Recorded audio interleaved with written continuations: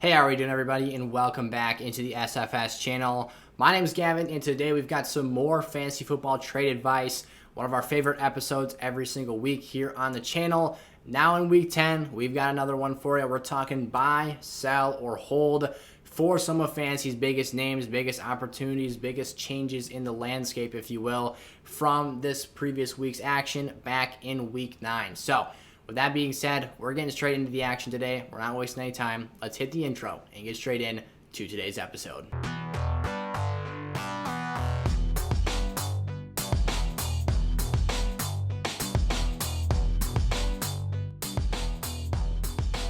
Alrighty, here we go. Kicking things off with DJ Moore of the Carolina Panthers. Now, this has been a player that we have been very confident in at SFS for the past month or so now.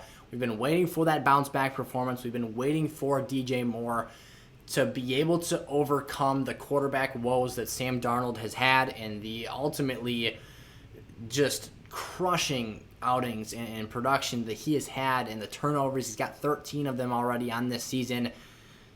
And it's completely derailed DJ Moore's season as a fantasy player. Now, if you've went out there, bought low for DJ Moore in the past, I think there's still an opportunity, some upside here. If they can figure this thing out in Carolina, we might even see a quarterbacking change between now and the end of the season. Maybe PJ Walker comes in here and gets his chance this year. With that being said, if you are a DJ Moore owner, I am going to hold at this point in time. DJ's stats the last 5 games have been very, very underwhelming. And if you're looking to sell, if you're panicking on DJ Moore, I'm going to encourage you to just pause and not do that, for the sole fact that you're not going to be able to net as much value in return as I think you would like to or should be able to with a player of DJ Moore's caliber and talent, his potential upside that he poses as an individual player himself. It's been Sam Darnold that has really dug into the overall work that DJ Moore has been able to put up for our lineup since that great Week 4 game at Dallas, 27 points and half PPR scoring. He's had 10 or fewer points in 5 straight fantasy games, 7.5 or less in 4 out of his last 5 games.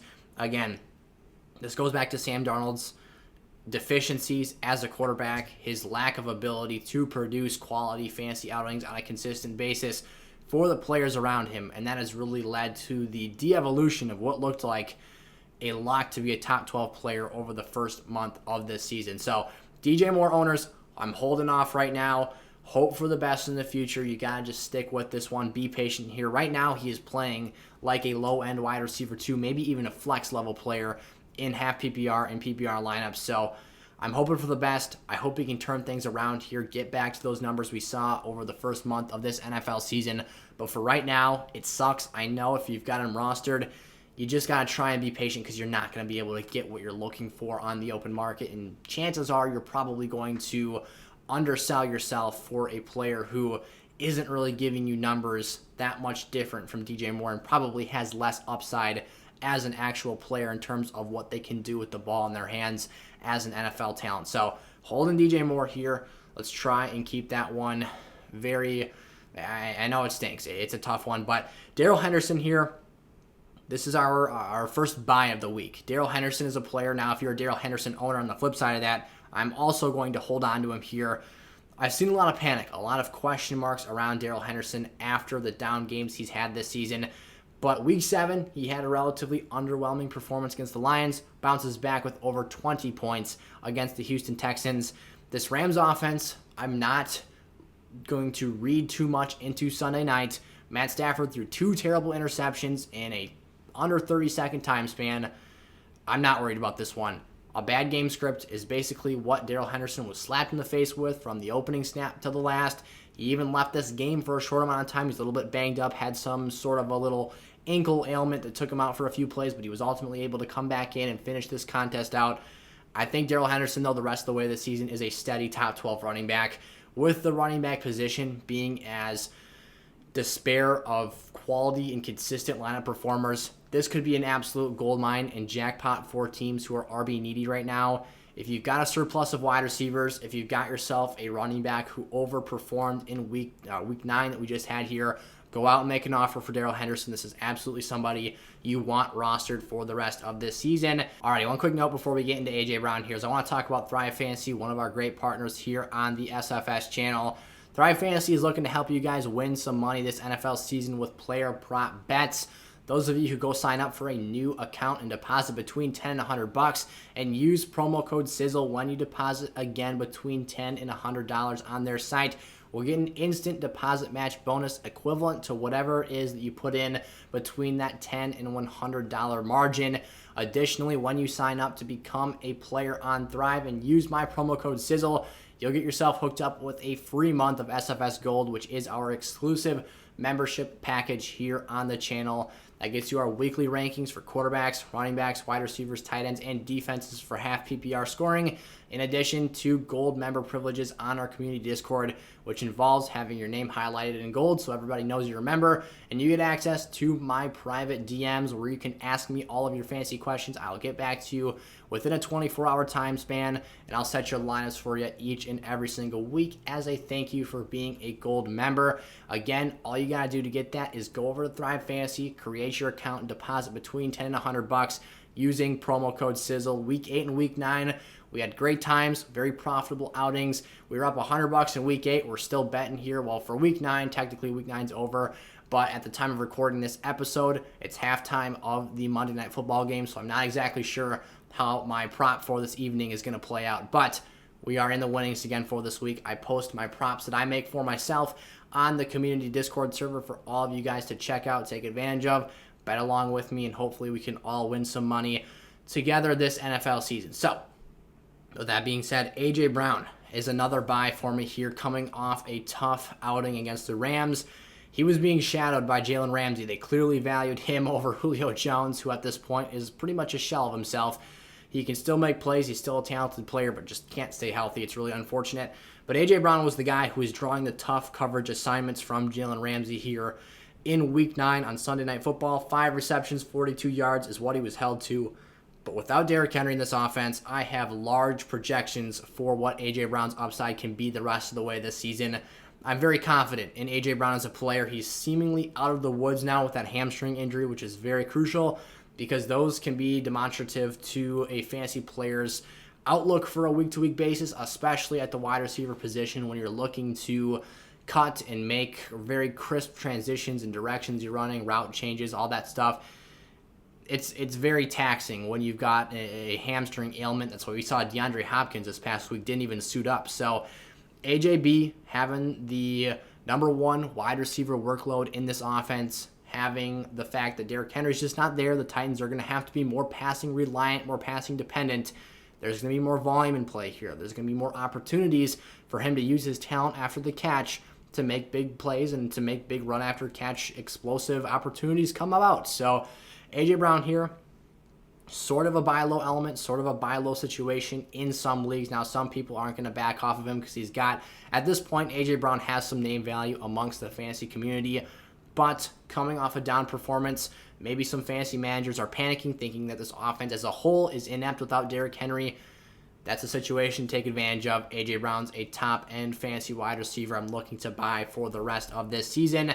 Nick Chubb. Now, this is somebody who had everything go perfectly for him in his Week 9 matchup, and for that reason, I am for sure looking to hold. Nick Chubb is definitely not a player I'm going to go out and buy, but if a situation arises where you can sell Nick Chubb for a RB1 in fantasy with more receiving upside, more overall upside for the duration of this year, that's a situation I'm looking to go out and do because, again, everything went well. Everything went Nick Chubb's way. With no Kareem Hunt on the field, there's not really a true threat to vulture touchdowns away from Nick Chubb. I talked about last week, Dearness Johnson got an opportunity to goal line carry because I truly believed that the Browns were being conservative with Nick Chubb's usage because they didn't want to work him back in too fast coming off of his calf injury. But it was off to the races. 16 touches, over 10 yards per carry, 160 yards against the Bengals. They got absolutely sliced and diced. The Browns controlled this game from the opening quarter to the last. I mean, by the time the Browns had the football, they had already scored 7 points. Their defense scored a touchdown for them before their offense even hit the field. They were able to start this dominant ground game out and just control the entire pace of this football game. You can use Nick Chubb potentially coming off this huge performance, 2 touchdowns, over 160 yards rushing, he had a 20-yard reception as well. You can use him to acquire, in some cases, a top-level fantasy back, whether that's Alvin Kamara, Austin Eckler, 2 very, very prominent pass catchers. You could maybe try and buy low for a Christian McCaffrey, who, like Nick Chubb last week, this week was seeing that gradual re-involvement into the Carolina offense. He ended up having over 100 scrimmage yards, but still wasn't quite as effective as we see him at his best, because you've got some rust and some dust to shake off, and you've got, obviously, the coaching staff being somewhat conservative with your first usage back here in a game where McCaffrey was out, 5-6 weeks? It was a really annoyingly long time frame. So Nick Chubb here, if you can use him to get an Eckler, again, a McCaffrey, a Cook, you're probably not getting Jonathan Taylor. He might just be the best running back in fantasy right now with Derrick Henry out of the picture. But if you can acquire one of those elite premier fantasy running backs, that's something I'm looking to take advantage of, because Nick Chubb is eventually and inevitably going to have Kareem Hunt back in this backfield. Nick Chubb will, at that point, no longer be a useful receiving player in this Browns offense, and Kareem Hunt's going to go back to vulturing touchdowns away and lowering the ceiling Chubb has as a fantasy running back. So absolutely a player, if the proper opportunity arises to sell him for the right player in return, something I am looking to take advantage of. Devonta Smith, for those Devonta Smith owners out there, you're probably very intrigued, very interested in what the long-term outlook for him is in this Eagles offense after having his most productive fantasy outing of the season. Devonta Smith, a season-high 19.5 fantasy points in half PPR scoring. I love to see it. I've got a lot of shares of Devonta Smith this year. In particular, I used one of my multiple first-round draft picks in my Dynasty League to acquire his services, as well as Jamarr Chase's at the top of my draft. That's besides the point here. All I'm trying to say is I'm cheering for Devonta Smith, and I'm rooting for the guy to be a successful NFL player. I'm going to hold Devonta Smith if I own him in a redraft league. What was most impressive to me was not the points that Devonta Smith put up in this outing. It was the challenge of the defense that he was going up against. The Los Angeles Chargers had been one of the best units against fantasy wide receivers up until this point in the season. Now, one impressive performance from Devonta Smith is not going to derail their statistical outlook and how they ultimately have produced this season as a whole. But it was very encouraging to see Devonta Smith winning routes, deep routes for a matter of fact, and his touchdown was also a very impressive play as well. Over and over again, 5 receptions on 6 targets, over 106, well, it was 116 receiving yards on the dot. I don't know why I said over. And so you see Devonta Smith starting to progress, and maybe an added element and a development in the chemistry between himself and Jalen Hurts. They looked like they were on the same page. Their connections looked very smooth. Jalen Hurts and Devonta Smith in the past have looked a little clunky, a little bit off rhythm, and not necessarily on the same page. And that's not the case I saw here in Week 9. That was very, very encouraging to see. And if these two players can keep this connection moving forward the rest of the season, we might just have ourselves a really nice flex play to use the rest of this year. So for Devonta Smith owners out there, it's been a little bit of a rocky road. He hasn't been consistent to this point. That's not what we expect out of rookie receivers. But the upside now is certainly at play. And this is something we haven't seen since Week 1 against Atlanta, where Smith finds the end zone, has a really productive performance, and ultimately has a couple of wild plays in the game. He did that here in Week 9. I think going forward, I'm not ready to say that Devonta Smith is a weekly lineup start, but I'm not looking to move off of him yet, because if this chemistry turns into a long-term development and something that Jalen Hurts and Devonta Smith are able to sustain over an elongated period of time the rest of the season, this could potentially be a difference maker for a lot of teams out there, and something I think that you don't want to move off of. Michael Pittman of the Indianapolis Colts. This is going to be a tougher buy the longer we get into this season, but if you can still do so, it's not too late, I don't think, quite yet.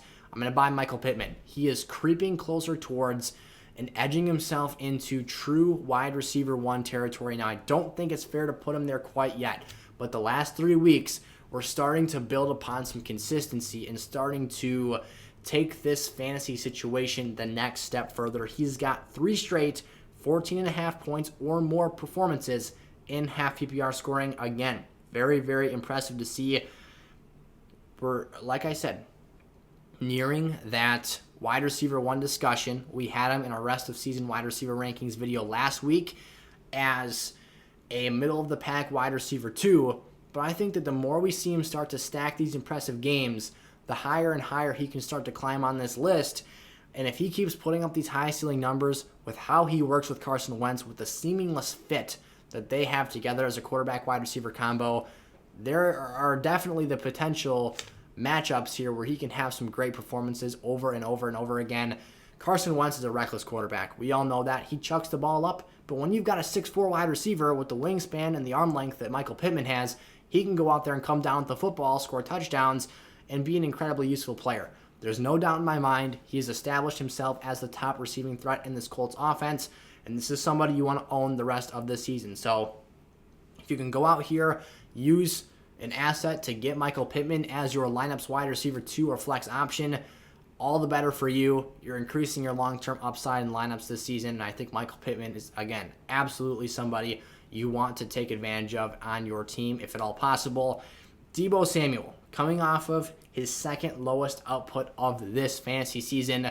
For owners out there, I'm going to hold.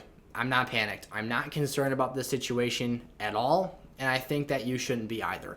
Deebo Samuel is someone who has grossly outperformed expectations to this point in the season, and while I don't think that those ridiculously high ceiling numbers are sustainable long-term this year, this is a player who has the talent to keep that happening if this offense is not balanced. However, in Week 9, we saw the 49ers finally have a level of balance between their big 3 receiving trio, that being George Kittle, Brandon Ayuk, and Deebo Samuel. There is a world out there where all 3 of those players can have successful fantasy outings in the same game, and we saw that happen this past week. Deebo Samuel got the short end of the stick. He was the least productive of the 3, 5 catches, 63 yards. Again, his second lowest output of the season. But I think that long-term, the rest of the year, as long as all 3 of these guys are healthy, this is going to be more of the trend that we see from these players the rest of the way.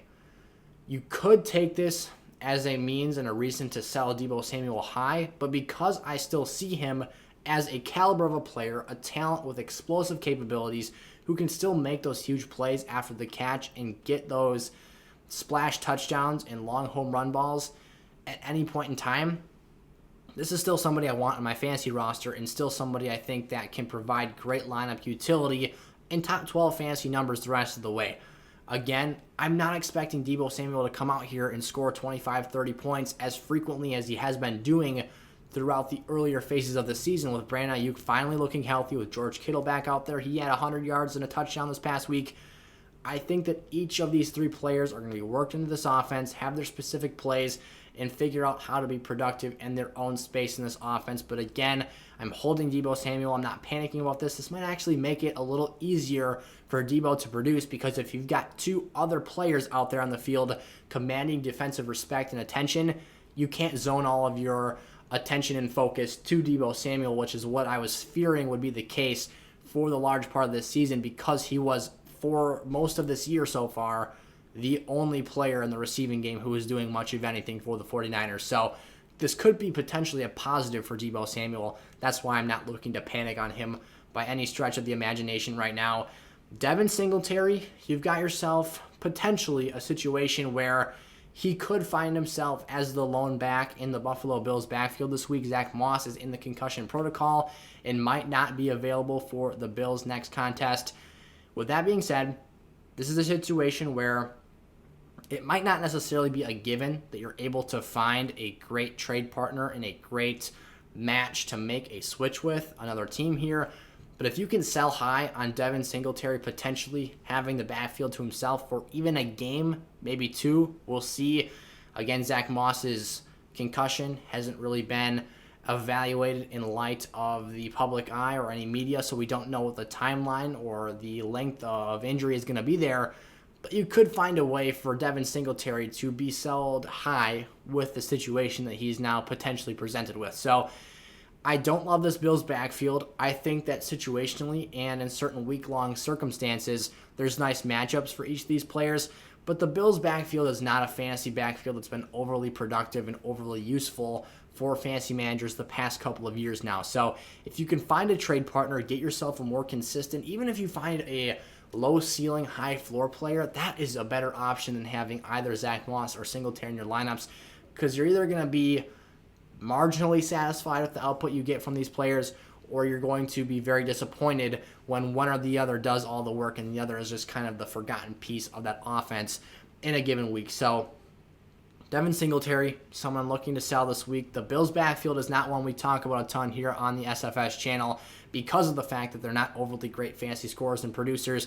So if you've got Devin Singletary on your roster, try and find a trade package to move off of him, because I think that this week, now than ever, is the best chance with the running back desperation that we've got for lineups. RB needy teams out there, you can potentially find a trade partner to move off of him. But again, just because he's not a highly regarded running back to begin with, that might make your situation a tad bit tougher. Mike Williams here. Now, this trade is not going to be for everybody. This trade is not a buy situation, so we're going to be buying Mike Williams here in this example, but this isn't going to work out for every team. So if this sounds like your fantasy team situation, this is an opportunity for you. If not, and I'll get into teams that I don't think Mike Williams is a good fit for, I'd stay away, move on to the next player here. Mike Williams, 4 teams out there who already have a very established lineup and who have a really high weekly floor, I would look to buy Mike Williams. Mike has one of the best fantasy ceilings on a weekly basis at the wide receiver position. But with that being said, he's also shown a very inconsistent and shaky floor this year. We talked about in our rest of season wide receiver rankings last week that up until this past week's game, we'll get into that in just a second, he had a gap where either he was a lineup-worthy play, scoring 18 points or more and half PPR scoring every game, that he was worthy of a lineup spot, or he was 3 points or less.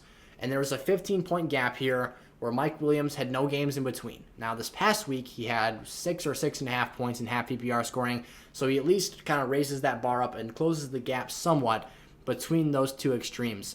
But he's still very boom-bust, and I will give it to him. I will give him the benefit of the doubt. The 2 games, 2 of the 3 that he's been underproductive in here, have been against the Patriots, New England, which Bill Belichick, what's he notorious for doing? Taking away an offense's best asset and forcing you to beat them left-handed. Mike Williams, up until that point in the season, was Justin Herbert's most dangerous weapon and target offensively. They made sure he did not hurt them. And then the Eagles, who have Darius Slay, a very talented corner, one of, maybe at this point he's not quite a premier corner, but he's dang athletic, dang talented. He's a veteran. He knows what he's doing. He got beat by Mike Williams for one 49-yard pass, but outside of that, Mike Williams was very quiet, only had 58 yards receiving on the game. Mike Williams in easier matchups this year, we're talking Cleveland's of the world, where they had some shorthandedness at the position where they're already relatively small. Mike Williams is absolutely able to dominate them, get free deep in the secondary, and make huge splash plays and touchdowns occur. Kansas City, another matchup Mike Williams has thrived against this season. If you can afford to use him as a wide receiver 2 or flex player who you don't have to start every week, and in those games when the Chargers have tougher secondary matchups, I would sit Mike Williams down if you have other options readily available to you, because we know about those inconsistencies, and when he tends to play teams with those better corners, he's really struggled when they don't let him beat them deep or score those red zone touchdowns. When he has the opportunity to exploit a more vulnerable secondary, he goes absolutely berserk and puts up massive numbers. So if you can find yourself being able to make the lineup choice on a week-to-week basis as to whether or not you're starting Mike Williams, and you're not forced to live or die regardless of what his matchup or output could potentially be for a matchup, then I think you go out and trade for him. But if you're not, if you're in a situation where you're going and trading assets for Mike Williams, which is going to cost a price, that price will vary from league to league, but if that price is going to cost you to give up assets and force your hand into playing and starting Mike Williams every single week in your lineup, then I don't think this deal is for you, because if you need consistency, that is not what you're getting here. So you need to Carefully play your hand here. Approach this trade from different angles depending on how your team is constructed. And I would use that to assess your level of willingness to give up other assets to acquire Mike Williams for your fantasy teams. And then Jamarr Chase. We've talked about him multiple times in this trade episode video, but I want to make this abundantly clear. Hold Jamarr Chase. You're probably not going to be able to buy him if you are on the outside looking in of the situation. I've tried. I've already done my work to go out and make offers for Jamarr this week. I've been brutally stuffed. If you are an owner, though, do not overreact to a down performance. Jamarr Chase, as a rookie in the National Football League, was due for a down performance. What does that mean? Because players aren't just every third week expected to be an underproductive player. That's not what I'm saying. But when you're a rookie, and this is your first season as a pro, and you are coming off 10.5 point or more performances in half PPR scoring, you're due at one point and just destined to have an underproductive game. Jamarr Chase had 6 receptions on 13 targets, 49 yards, and a lost fumble. He's just a kid. He's going to have one underproductive game. There's no reason to panic. There's no reason to sell him. I think he's a top 5 rest of season wide receiver at this point.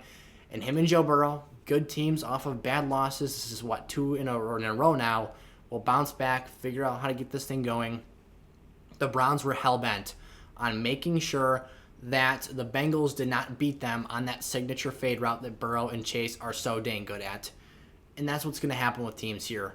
They're going to key in, focus more on Jamarr Chase, and not let them beat him, or let him beat them, rather, the way that the Bengals want to. So at practice, they're going to have to figure out new ways to get him involved, develop his underneath route tree to make him hurt teams in other ways, so that they can get back to that fade ball. T. Higgins, the work he's been doing on the other side of this offense is going to help a lot as well, because now you have to respect T in the work he's doing over there. And I might add, Tyler Boyd is a very capable threat in the slot of this offense as well. So Jamarr Chase, one down week, nothing to panic about here.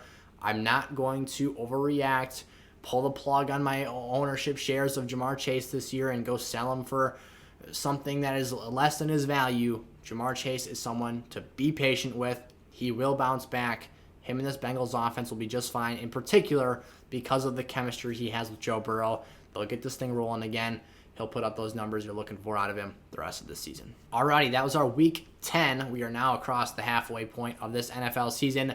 Trade advice for 2021 fantasy football. If you enjoyed today's episode, drop down, leave it with a like, and if you're new around here to the channel, made it to this point in the video, make sure to subscribe as well. Support the content, support the channel. We strive to be the most interactive fantasy brand out there and get you guys the best information and content on a week-to-week basis. So we appreciate all the love and support you have for us each and every single video we upload here on the channel. And with that being said, one more time, go check out Thrive Fantasy. Deposit between $10 and $100. Use promo code SIZZLE, SIZZLE, and they'll give you a 100% deposit match bonus and a free month of SFS Gold on us for supporting them and in return supporting us as well. So thank you guys so much for watching. Go check out one of the other episodes we've posted for you this week. This is, I believe, our 6th episode of the week now for Week 10, and it's only Tuesday. So thank you all so much. We'll see you guys there. Peace out.